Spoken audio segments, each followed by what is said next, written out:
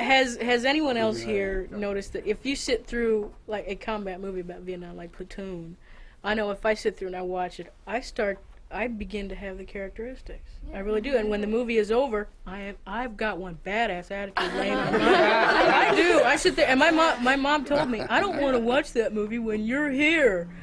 I said, why? She said, because you act like a vet when it's over with. I said, Mom, I relate to it.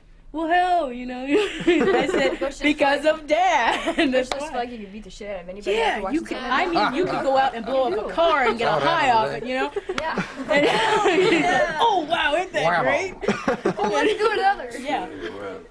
Yeah. But I've noticed it, and if I watch Full Metal Jacket, that's not as bad as Platoon. But if I watch Platoon, it's like I am there. You know, Platoon is like one of the best movies I think that was made about Vietnam. Who do you identify with? In the movie? Yeah, in Platoon. Well, this may sound sick, but I would say Sergeant Barnes. Oh. Okay. The really nasty one. Because for some reason, the first time I saw that movie, I really felt for the man, because here he is with all these scars, and he is a hard-assed veteran, and he's done 3 tours, and he's just, you know, and you can look into the man's eyes and know that he's got so much down inside here that he's not going to let out, and he'll never let out. A lot of kids, they will, you know, they'll be naive. I mean, I remember at 13 years old, I felt like I was 17.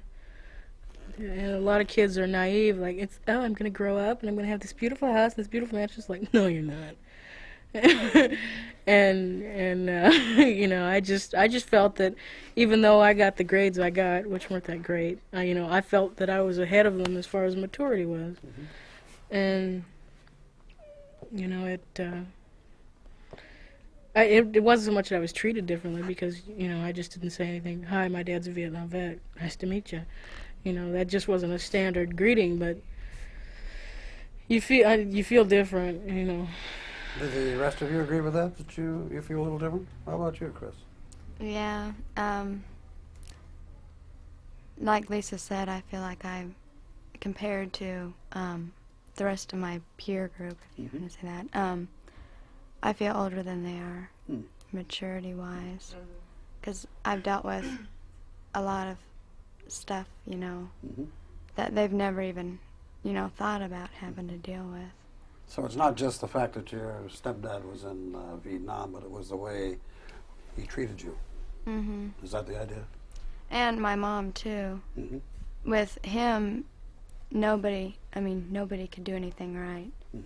You do something that's, you know, good, it's not good enough. You do something wrong, you really get in trouble for it. He'd scream and holler and...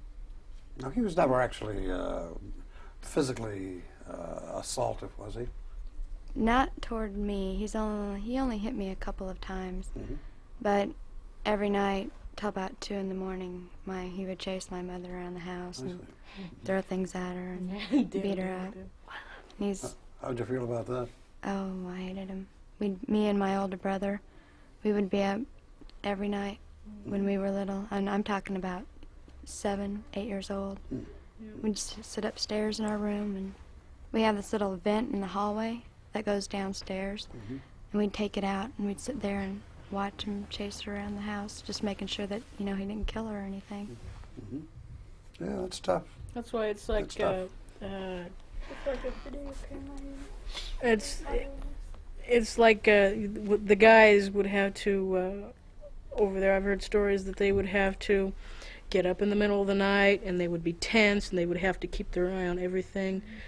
And what they put us through, you know, I remember getting up at midnight and listening, screaming and running through. I'm gonna, you know, not really running, you know, but walking really fast. Get away from me, you know, leave me alone. I want to go to bed. And laying there and just being ready. If you heard something, if you heard something crash, just to get up and go and help her out. Yeah, and it's that protective, you know, I'll watch your back if you watch mine. And puts a lot of stress on you when you're only. So I mean, you got to worry about yourself, and you got to worry about your brothers and sisters, and let alone your mom. You know, your mom's supposed to take care of you. Sure. Then again, you're trying to take care of her, and doesn't work. Lisa, you said, that you don't broadcast the fact that you're the daughter of a Vietnam vet. You don't go up and say, hey, I'm the daughter of a Vietnam vet. How do you do? How about the rest of you? Do you let it be known that you are the daughter of the son of a Vietnam veteran? I do. You do? Yeah, I'm proud. Oh. I mean, I'm not at all ashamed to say that I am. Okay. I think it's, I think it's wonderful to say that, yeah, my dad's a Vietnam vet. Okay. So you volunteer that information? Sure. Yeah. How about you, Mary Jo? No? You kind of keep that a little quiet, huh? Mm-hmm. Yeah. Okay. Most of the time, my stepdad was drunk when I saw him. Mm-hmm. So, really, he was either passed out or sat with his friends. Yeah, my dad, as far as triggering like flashbacks and old feelings like that, storms never bothered him. He liked storms, but if a car went down the street and backfired, you better be 10 feet away from him. And let's see, backfires, dogs barking, he hates that. And dogs howling, he hates that. Choppers going over.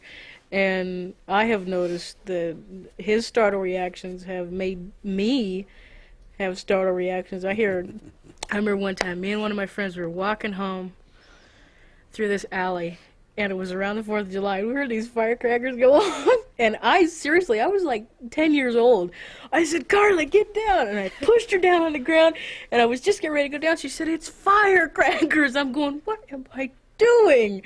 And that was all from seeing Dad just jump.